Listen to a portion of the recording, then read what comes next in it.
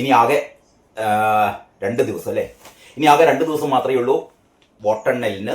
അതായത് UDF എത്ര സീറ്റാണ് കിട്ടാൻ പോകുന്നത്. ഈ എക്സിറ്റ് പോളുകളൊക്കെ പറയും പോലെ ശരാശരി ഒരു 85 സീറ്റ് വരെ UDF നേടാമെന്നാണ് പറയുന്നത്. എക്സിസ് മൈ ഇന്ത്യ 90 സീറ്റ് വരെ പറയുന്നുണ്ട്. നമ്മുടെ CP റാഷിദ്, സോഷ്യൽ മീഡിയ താരമായ CP റാഷിദ് 102 സീറ്റ് വരെ പറയുന്നുണ്ട് കേട്ടോ. ഞാൻ കഴിഞ്ഞ വീഡിയോയിൽ പറഞ്ഞിരുന്നു എനിക്ക് താല്പര്യം CP റാഷിദിന്റെ പ്രവചനത്തോടാണ്. കാരണം കഴിഞ്ഞ തവണ മിക്കവാറും ഈ എക്സിറ്റ്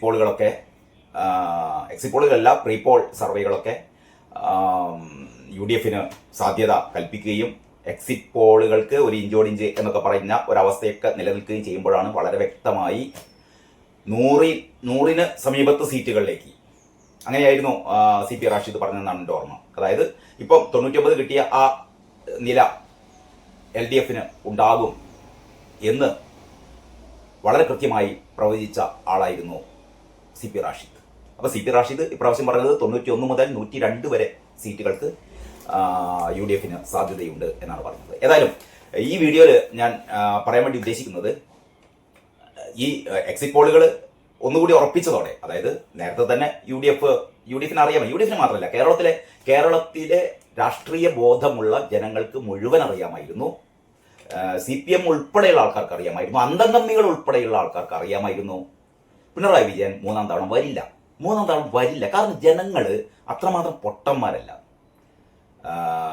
അതുകൊണ്ട് തന്നെ ഇപ്പോൾ UDF മേന്മ കൊണ്ടോ മഹത്വം കൊണ്ടോ ഒന്നും അല്ല. ഇപ്പോൾ UDF ഒരുപാട് ഇലക്ഷൻ വാഗ്ദാനങ്ങളൊക്കെ നൽകിയല്ലോ. ക്ഷേമ പെൻഷൻ 3000 രൂപയാക്കും, ഈ വിദ്യാർത്ഥിനികൾക്ക് 1000 രൂപ പ്രതിമാസ സഹായം, പിന്നെന്തൊക്കെയാണ് 5 ലക്ഷം രൂപ ഈ യുവാക്കൾക്ക് 25 ലക്ഷം രൂപയുടെ ഇൻഷുറൻസ്, സ്ത്രീകൾക്ക് സൗജന്യ KSRTC യാത്ര, അങ്ങനെ നിരവധിയായ അവർ വാഗ്ദാനങ്ങൾ നൽകിയിരുന്നു.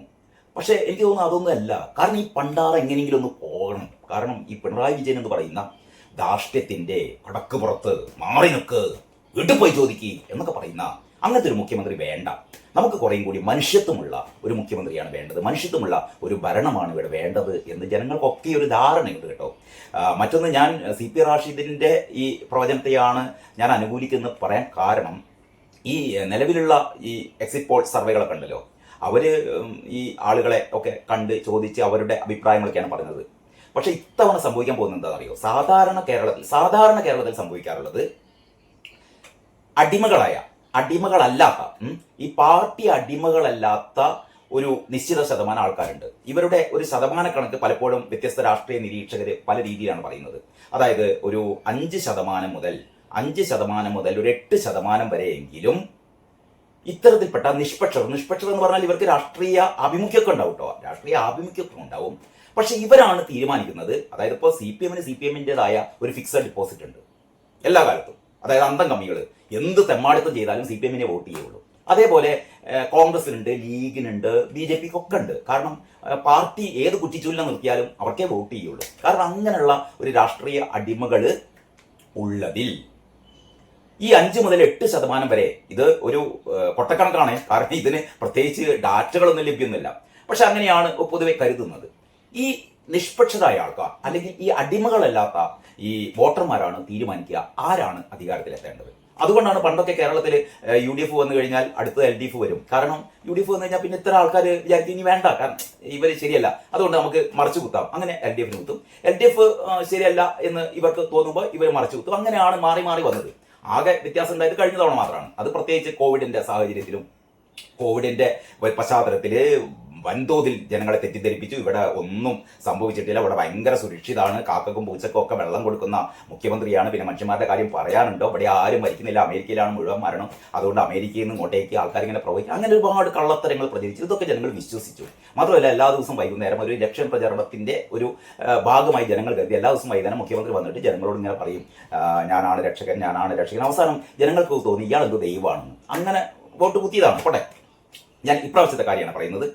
ഇപ്രാവശ്യം അതായത് പിണറായി സർക്കാരിൻ്റെ ആദ്യത്തെ 5 വർഷവുമായി ഈ അവസാനത്തെ 5 വർഷം കമ്പയർ ചെയ്യുമ്പോൾ ജനങ്ങൾക്ക് മനസ്സിലായി ആദ്യത്തേതിനേക്കാൾ അങ്ങേപ്പുറത്താണ് എന്താ പറയുക ഈ ഭരണം പരാജയപ്പെട്ടത്, അങ്ങേയറ്റം ജനവിരുദ്ധമായത്. ഇവരുടെ മനസ്സിൽ എന്തൊക്കെ കാര്യങ്ങളാണെന്ന് അറിയോ? ഇപ്പോൾ വോട്ട് ചെയ്യാൻ പോകുന്ന ആൾക്കാരുടെ മനസ്സിൽ ഏറ്റവും ആദ്യമായിട്ട് വരിക ഇവിടുത്തെ എന്താ പറയുക ആരോഗ്യരംഗമാണ്.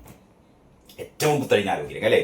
വയറ്റിനകത്ത് കത്രിക, ആ വിനോദിനി എന്ന് പറയുന്ന പെൺകുട്ടിയുടെ കൈ മുറിച്ച് മാറ്റിയ സംഭവം, ഹൃദ്രോഗിയായ ഒന്നിൽ കൂടുതൽ മനുഷ്യർ ആശുപത്രിയിൽ മതിയായ ചികിത്സ കിട്ടാതെ മരിച്ച സംഭവം. ഇങ്ങനെ അതേ സമയത്ത് ഇതിന് ഈ ആരോഗ്യമന്ത്രി തന്നെ പറഞ്ഞു ഇവിടെ സിസ്റ്റം ഫെയിലിയറാണ്. മാത്രമല്ല ഹാരിസ് ചിറക്കൽ പോലുള്ള ഡോക്ടർമാർ പറയുന്നു ഇവിടെ ചികിത്സാ സംവിധാനങ്ങളില്ല, ഉപകരണങ്ങളില്ല. ഇങ്ങനെ ആരോഗ്യരംഗമാകെ കുത്തഴിഞ്ഞ് കിടക്കുകയാണ് എന്ന് പറഞ്ഞാൽ ഇപ്പൊ ആഭ്യന്തരാണെങ്കിൽ പിന്നെ പറയാനില്ല. ആഭ്യന്തരമന്ത്രി ആര്? കാരണഭൂതം തന്നെയാണ്. കാരണഭൂതത്തിനെ പറ്റി ഒരു ബോധവും വിവരമില്ല.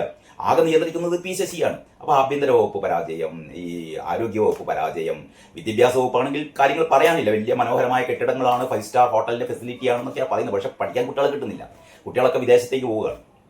പിന്നെ എന്താകെയാണ് മരുമോന്റെ വകുപ്പുണ്ടല്ലോ, PWD, പബ്ലിക് എന്താ പറയാ, ഈ പൊതുമരാമത്ത് വകുപ്പ്.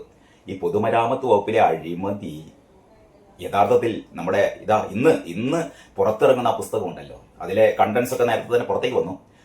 നമ്മുടെ ബിജു പ്രഭാകർ മുൻ IAS ഉദ്യോഗസ്ഥനായ പ്രഗത്ഭനായ തച്ചടി പ്രഭാകരന്റെ മകനായ ബിജു പ്രഭാകരന്റെ ആ പുസ്തകം ഉണ്ടല്ലോ, ആ പുസ്തകത്തിൽ വളരെ കൃത്യമായി പറയുന്നു, റിയാസിന്റെ ഒരൊറ്റ അനുഭവം പറയുന്നുണ്ട്. 91 ദിവസം മാത്രമാണ് PWD വകുപ്പിൽ ബിജു പ്രഭാകർ അതിന്റെ നേതൃത്വം വഹിച്ചിരുന്നത്. ആ കാലത്ത് സെക്രട്ടറി ആയിരുന്നത്. ആ കാലത്ത് മന്ത്രിയുടെ നേതൃത്വത്തിൽ, മുഹമ്മദ് റിയാസിന്റെ നേതൃത്വത്തിൽ നടന്ന വെട്ടിപ്പുകളുടെ കഥ പറയുന്നുണ്ട് കേട്ടോ. നമ്മൾ നെഞ്ചത്ത് കൈവച്ച് പോകും. അതായത് 265 കോടിയുടെ ഒരു വർക്ക്, 265 കോടിയുടെ ഒരു വർക്കിൽ 65 കോടി ഈ ഫയലിൽ കൃത്രിമം നടത്തിയിട്ട് എന്ന് പറഞ്ഞാൽ സെക്രട്ടറിയേറ്റിനുള്ളിൽ വെച്ച് തന്നെ, മന്ത്രിയുടെ ഓഫീസിൽ വെച്ച് തന്നെ ഒരു 65 കോടി അടിച്ചു മാറ്റിയ കഥ. അപ്പോൾ ഒരു വർക്കിൽ 65 കോടിയാണെങ്കിൽ ഈ മുഹമ്മദ് റിയാസൊക്കെ എത്ര കോടികൾ ഉണ്ടാക്കിയിട്ടുണ്ടാവും.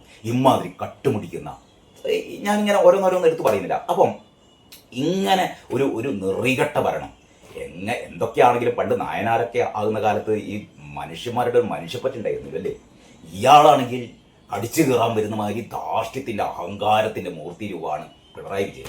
ഇയാളുടെ കൂറ്റൻ ഹോർഡിങ്സ് ആണ് ലോകം മുഴുവൻ വെച്ചത്. ആകാശം നിറയെ പിണറായി വിജയന്റെ മുഖമായിരുന്നു. ഈ കുരിപ്പ് എങ്ങനെയെങ്കിലും ഒന്ന് ജനങ്ങൾ പുറത്തേക്ക് ഇറങ്ങാൻ വരെ മടിച്ചു. പുറത്തേക്ക് ഇറങ്ങിയ കാണുമ്പോൾ ഇയാളുടെ ഹോർഡിങ്സ് മറ്റാരുണ്ട്? LDF അല്ലാതെ മറ്റാരുണ്ട്? എന്നിട്ട് മൂപ്പര മുഖം LDF ആണ് മൂപ്പരെന്നാ വിചാരം. LDF എന്ന് പറഞ്ഞാൽ വിവിധ രാഷ്ട്രീയ കക്ഷികളാക്കൂട്ടത്തിലുണ്ട്. അവരെയൊന്നും ആ ബിനോയ് വിശ്വത്തിന്റെ ചെറിയ മോന്തനെങ്കിലൊന്നും വെക്കണ്ടേ? ഒന്നുമില്ല. അത് പിണറായി മാത്രം.